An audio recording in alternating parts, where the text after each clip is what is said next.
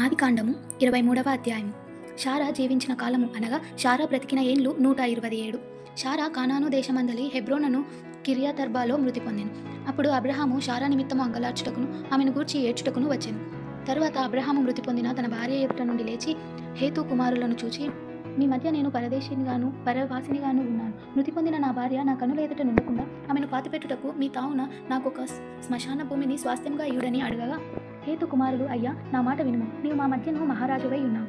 మా శ్మశాన భూముల్లో అతి శ్రేష్టమైన దాని యందు మృతి పొందిన నీ భార్యను పాతిపెట్టుము. నీవు మృతి పొందిన నీ భార్యను పాతిపెట్టునట్లు మాలో తన శ్మశాన భూమి ఇయ్యనొల్లని వాడు ఎవడనూ లేడని అబ్రహామునకు ఉత్తరమిచ్చి, అప్పుడు అబ్రహాము లేచి ఆ దేశపు ప్రజలైన హేతు కుమారులకు సాగిలపడి, మృతి పొందిన నా భార్యను నా ఎదుట ఉండకుండా నేను పాతిపెట్టుట మీకిష్టమైతే నా మాట వినుడి. సోహరు కుమారుడైన ఎస్రోను తన పొలము చివరను తనకు కలిగి ఉన్న మస్కేలా గుహను నాకిచ్చినట్లు నా పక్షముగా అతనితో మనవి చేయుడి. మీ మధ్యను శ్మశాన భూమిగా ఉండుటకు నిండు వేళ అతడు దానిని నాకు స్వాస్థ్యంగా ఇయ్యవలెనని వారితో చెప్పాను. అప్పుడు ఎఫ్రోను హేతు కుమారుల మధ్యను కూర్చుండి ఉండేను. హిత్తీయుడైన ఎఫ్రోను తన ఊరి గవిని ప్రవేశించి వారందరి ఎదుట హేతు కుమారులకు వినబడినట్లు అబ్రహాముతో చెప్పిన ప్రత్యుత్తరం ఏదనగా, అయ్యా అట్లు కాదు, నా మనవి నాలకించును. ఆ పొలమును నీకిచ్చుచున్నాను, దానిలోనున్న గుహను నీకిచ్చుచున్నాను, నా ప్రజల ఎదుట అది నీకిచ్చుచున్నాను. మృతి పొందిన నీ భార్యను పాతిపెట్టుమనెను.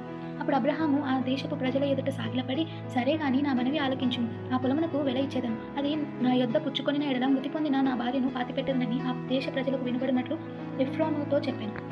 అందుకు ఎఫ్రోను, అయ్యా నా మాట వినుము, ఆ భూమి 400 తూముల వెండి చేయును. నీకు అది ఎంత? మృతి పొందిన నీ భార్యను పాతిపెట్టుమని అబ్రహామునకు ఉత్తరమిచ్చాను. అబ్రహాము ఎఫ్రోను మాట వినెను. కాబట్టి హేతు కుమారులకు వినబడినట్లు ఎఫ్రోను చెప్పిన వెల అనగా వర్తకులలో చెల్లు 400 తులముల వెండి అబ్రహాము తూచి అతనికిచ్చాను. అలాగున మమ్రే ఎదుటనున్న మక్పేలా ఎందలి ఎఫ్రోను పొలము అనగా ఆ పొలమును దాని అందరి గుహయు దాని పొలిమేరంతటిలోనున్న ఆ పొలము చెట్లన్నీయు అతని ఊరి గవిని ప్రవేశించు వారందరిలో హేతు కుమారుల ఎదుట అబ్రహామునకు స్వాస్థ్యముగా స్థిరపరచబడింది. ఆ తరువాత అబ్రహాము కానాను దేశంలో హెబ్రోనును మమ్రే ఎదుటనున్న మక్పేలా పొలము గుహలో తన భార్య అయిన షారాను పాతిపెట్టాను.